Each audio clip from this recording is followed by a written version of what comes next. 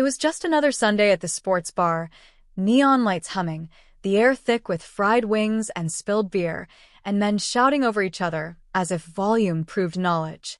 Screens lined every wall, all tuned to the biggest football game of the season. And right in the middle of it all, at a sticky corner table, sat a woman so quiet, she was nearly invisible. She sipped water. Not beer. No jersey. No fantasy league banter. Just a soft gaze that followed every play, every movement of the quarterback, every shift in defensive formation. Beside her sat her husband, loud, confident, the kind who finished other sentences and never asked questions he didn't already think he knew the answer to. He was in the middle of explaining, loudly, why the coach's fourth down call was stupid when she leaned over and whispered something in his ear. He blinked. Then he laughed. "Babe," he said, loud enough for the whole table to hear, "you think they're going to call a tight and cross off a fake handoff? At midfield? That's not how this works." His friends chuckled. The bartender smirked. She just shrugged. "Quiet. Calm. Tell you what," her husband continued, "if that's the play, I'll buy drinks for this whole place. But if it's not, you owe me dinner for a week." She nodded, and the room leaned in as the next snap unfolded. The ball moved exactly as she described, tight and cross off a fake, slicing through an overcommitted defense for a 30-yard gain. First down. The bar went silent, then erupted. But the twist wasn't that she'd been right. It was what happened next.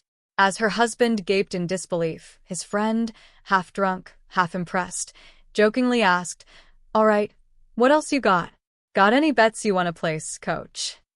She paused, then calmly said, "Next quarter, the underdog scores twice. Once on a trick play. They've been setting it up all game." Laughter. More bets. This time, small cash bills hit the table. Everyone thought it was a fluke. But when the next quarter came, and it happened, just like she said, the table was stunned. The bartender leaned in. Someone started recording on their phone. It was supposed to be fun. Until it wasn't. Because by the final quarter, she wasn't guessing anymore. She was predicting every play, every audible, every weak spot in the defense before the announcers did. Her voice remained quiet. No gloating. Just a soft, almost mechanical breakdown of strategies no casual viewer should have spotted. Her husband, now pale, asked, "Wait, how do you know all this?" She looked at him and finally smiled, but didn't answer. The bartender leaned in again. "You play somewhere?" "No," she said simply. "I watched. For years." But there was something in her tone, something too precise. Too layered.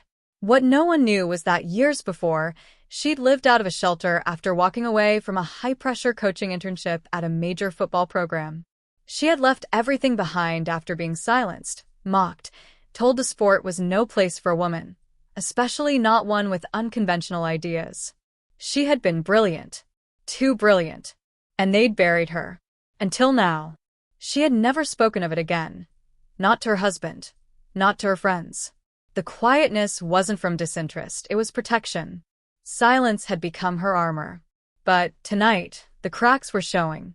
Because as she made her final prediction, calling a last-second defensive read that would flip the game, the clip of her calm analysis went viral. People at other tables began watching. A reporter from a local station saw the video and messaged the bartender. A sports analyst reposted it.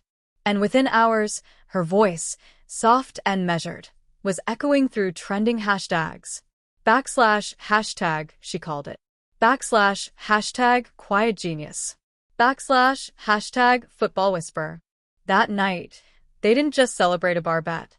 They witnessed something unraveling, an identity long buried. A story too big to stay hidden. She left without saying much. Her husband followed, quiet for once, reeling. 2 days later, her inbox was flooded. Offers to consult. Apologies from old names. A contract from a rising analytics platform that had traced her early coaching drafts and realized just how far ahead she'd been.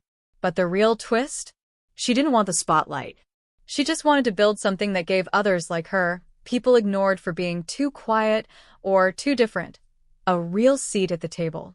She created a mentorship network, anonymous at first, teaching strategy to young women, autistic thinkers, veterans with sharp eyes and sharper minds, all dismissed by the industry. The bar still talks about that night. Some say she was lucky. Some say it was staged. But those who were there, they know the truth. That night, a quiet wife didn't just win a bet. She revealed a storm the world never saw coming. And sometimes, the person you laugh at in silence is the one who sees the whole game before the first whistle blows.